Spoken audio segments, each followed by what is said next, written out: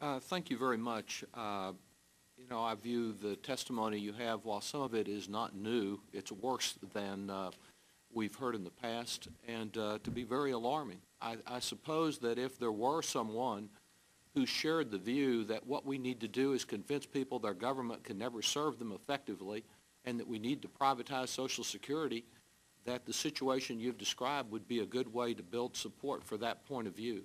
I hope it is not the objective of any of those who have consistently under-resourced the response that we need to our citizens. Now, I come from the Lone Star State also, and maybe my situation is a little different than some of the other areas, but in the Lone Star capital, Austin, we have one of the, according to the data that we've seen, one of the most stressed offices and staffs in the entire country, among the top 10% of Social Security offices nationally in the center of the state of Texas.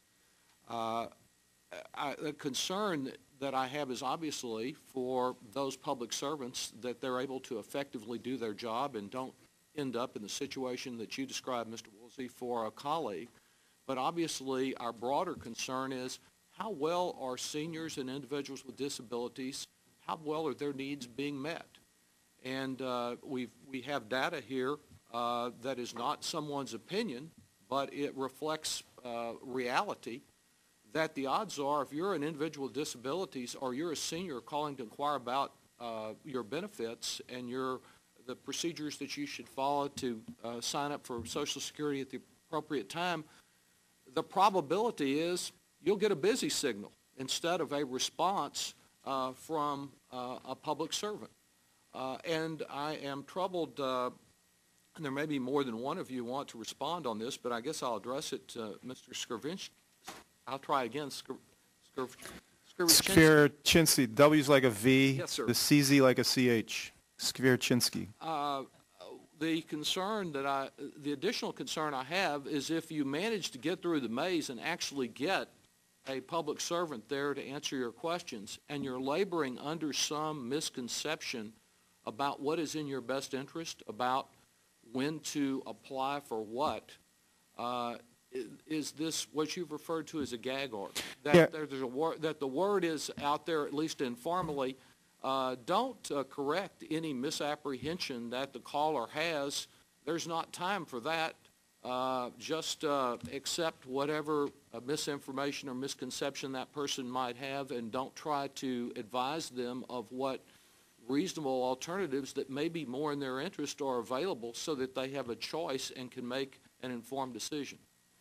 Well, most of the members of the public that our employees interview are not sophisticated regarding the intricacies of Social Security law, and they get a lot of their information from their family, friends, or coworkers, or their next-door neighbors. So they have, and situations that apply to their family, friends, coworkers, and next-door neighbors don't necessarily apply to them. What Social Security employees were trained to do for many years was when somebody filed for retirement, we would explain to them their options of when they could start their benefits. And what would happen if they delayed their retirement until 65, and the amount of benefits that they would get if they started at various times before age 65. Oftentimes they have choices.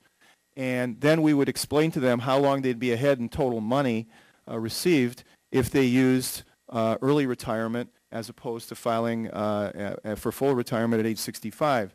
Now, the Commissioner, as of November of 2008, has prohibited us from engaging in that kind of advice and assistance to beneficiaries. We can only do that if they specifically ask a question saying, what if I file at this date, how much would my total benefits be and how long would I be ahead? And if we don't hear that question, the instructions that are given in training and to all the employees are that we are not supposed to give that information.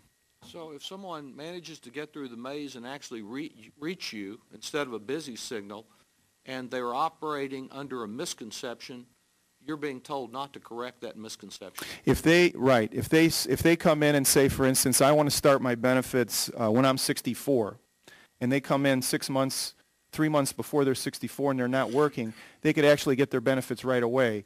And for instance, in that example, the average benefit's about $1,000 a month. They would get $3,000 extra dollars, and it would take about 15 years for them to make that up by waiting until age 64, it would take them that till about 79 years old to make up that lost money. Now, that's what we say, what the employees say is like, give them the choice. Give them the information and let them make the choice. Basically, somebody who's worked hard all their life for these benefits that they've earned may not get the benefits that they have earned because you're not able to fully advise them of that. Let me just, one final thing on the point you raised, Mr. Chairman, because I think it is very important. As I understand it, you're the president of the employee organization for all of the Social Security employees in the country. In the field. I represent the Field people who office. work in field offices and teleservice centers. Of all of the field offices, because there is what I would call an old canard out there that if we just eliminate all employee organization and give employees no rights other than just to do what they're told and never question the way administration is occurring as you're doing here today and never bringing to our attention these concerns, that we'd solve all these problems and we wouldn't need any new employees. What percentage of the field office employees are in a position similar to yours where your focus is on, as the chairman said, human relations and employee representation? Well, we have four in the field. We have four individuals who are 100% time. In the entire country? In the entire country, in the field. And we have the rest of them, we have a handful of people who are half-time. And then because of our structure, we try to have a rep in every office. So the agency has close to 1,300 offices, so we try to have 1,300 reps. Those people use very small amounts of time, to have discussions with management when management's making changes, if somebody files a grievance, to accompany them on a health and safety inspection like that they have to do every 6 months for an hour. They're using small amounts of time. That's out of how many employees in the field office? We have approximately 28,000. Thank you.